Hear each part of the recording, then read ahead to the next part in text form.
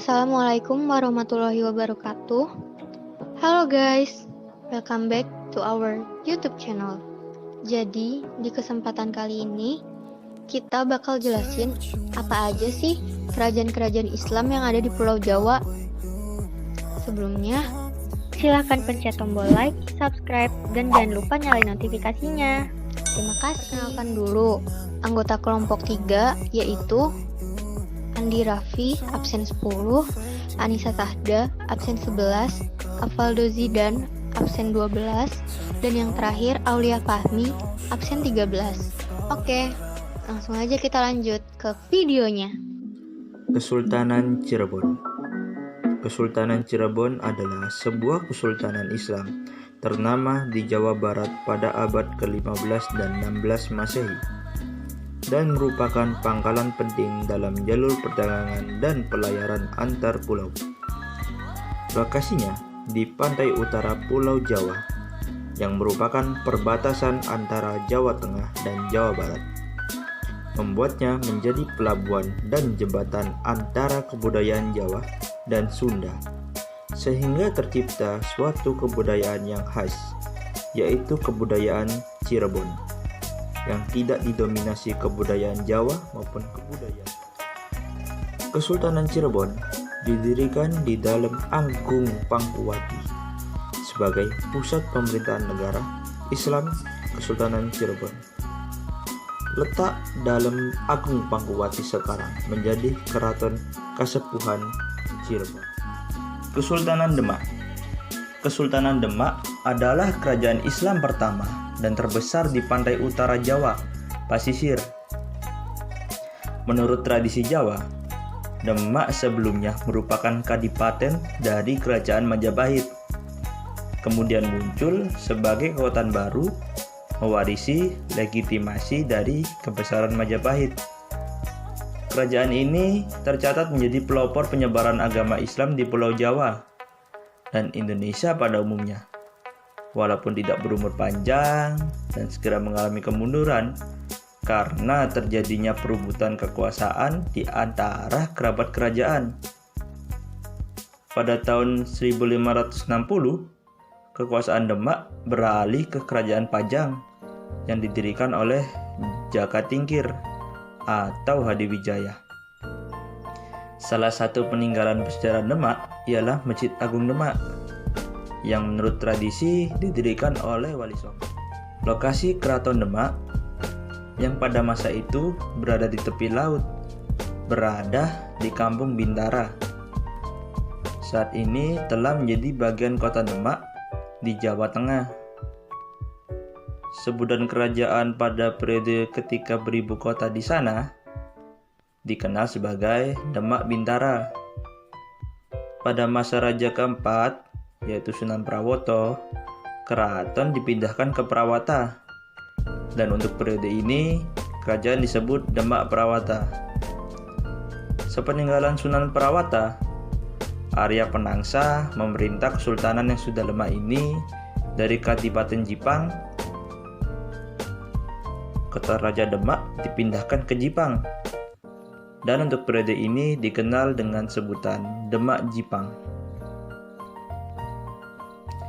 Hadiwijaya dari Pajang mewarisi wilayah Demak yang tersisa setelah ia bersama-sama dengan Ki Gede Panamahan dan Ki Penjawi membunuh Arya Penangsa. Demak kemudian menjadi vasal dari Pajang. Kesultanan Banten. Kesultanan Banten adalah sebuah kerajaan Islam yang pernah berdiri di Tatar Pasundan, Provinsi Banten, Indonesia. Berawal sekitar tahun 1526 ketika Kesultanan Cirebon dan Kesultanan Demak memperluas pengaruhnya ke kawasan pesisir barat Pulau Jawa dengan menaklukkan beberapa kawasan pelabuhan, kemudian menjadikannya sebagai pangkalan militer serta kawasan perdagangan sebagai antisipasi terrealisasinya perjanjian antara Kerajaan Sunda dan Portugis pada tahun 1522 Masehi.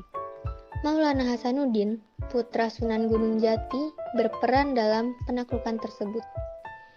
Setelah penaklukan tersebut, Maulana Hasanuddin mengembangkan benteng pertahanan yang dinamakan Surosowan yang dibangun pada tahun 1600 Masehi menjadi kawasan kota pesisir yang kemudian hari menjadi pusat pemerintahan setelah Banten menjadi kesultanan yang berdiri sendiri. Selama hampir 3 abad, Kesultanan Banten mampu bertahan bahkan mencapai kejayaan yang luar biasa. Yang di waktu bersamaan, penjajah dari Eropa telah berdatangan dan menanamkan pengaruhnya. Perang saudara dan persaingan dengan kekuatan global memperebutkan sumber daya maupun perdagangan, serta ketergantungan akan persenjataan telah melemahkan hegemoni Kesultanan Banten atas wilayahnya. Kekuatan politik Kesultanan Banten akhirnya runtuh pada tahun 1813. Setelah sebelumnya, Istana Surosowan sebagai simbol kekuasaan di kota Intan dihancurkan. Dan pada masa-masa akhir pemerintahannya, para Sultan Banten tidak lebih dari raja bawahan dari pemerintah kolonial di Hindia. Kesultanan Pajang. Kesultanan Pajang adalah satu kesultanan yang berpusat di Jawa Tengah sebagai kelanjutan Kesultanan Demak. Kompleks keratonnya pada zaman ini tinggal tersisa berupa batas-batas fondasinya saja yang berada di perbatasan Kelurahan Pajang, Kota Surakarta, dan Desa Makam Haji, Kartasuro, Sukoharjo. Kesultanan Mataram adalah negara berbentuk kesultanan di Jawa pada abad ke-16. Kesultanan ini didirikan sejak pertengahan abad ke-16, namun baru menjadi negara berdaulat di akhir abad ke-16 yang dipimpin oleh dinasti yang bernama Wangsa Mataram. Sepanjang abad ke-16, tepatnya pada puncak kejayaan di bawah pemerintahan Hanyakrokusuma, Mataram adalah salah satu negara terkuat di Jawa. Kesultanan yang menyatukan sebagian besar Pulau Jawa, Madura, dan Sukadana, Kalimantan Barat.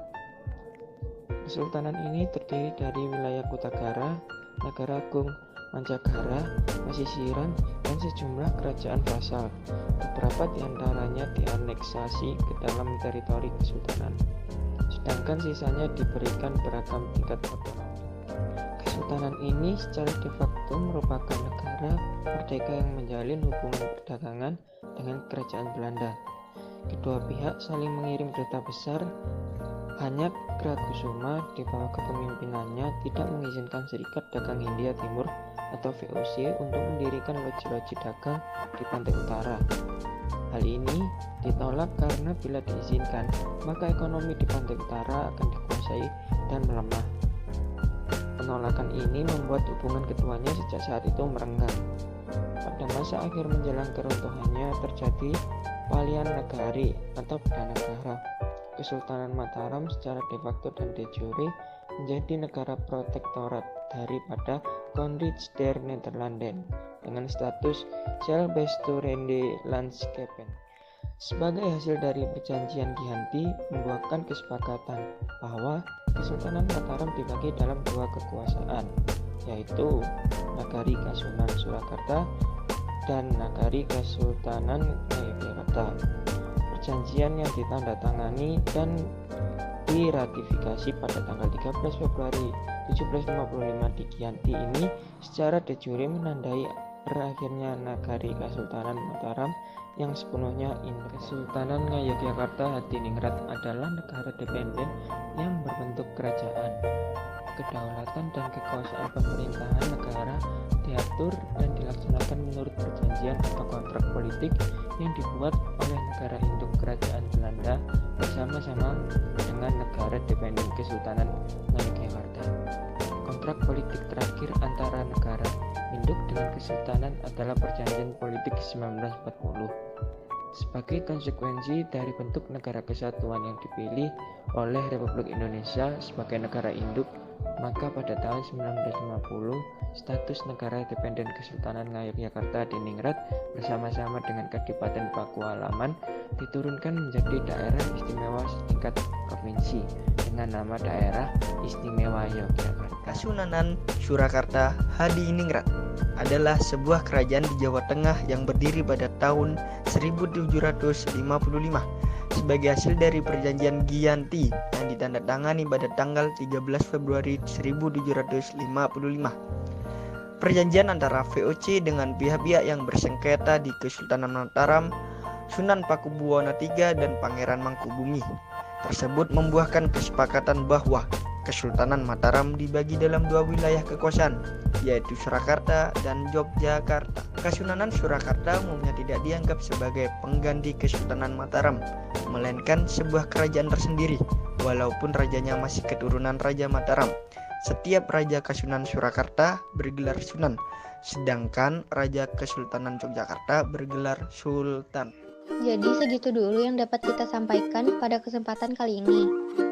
Kurang lebihnya mohon maaf. Terima kasih. Wassalamualaikum warahmatullahi wabarakatuh.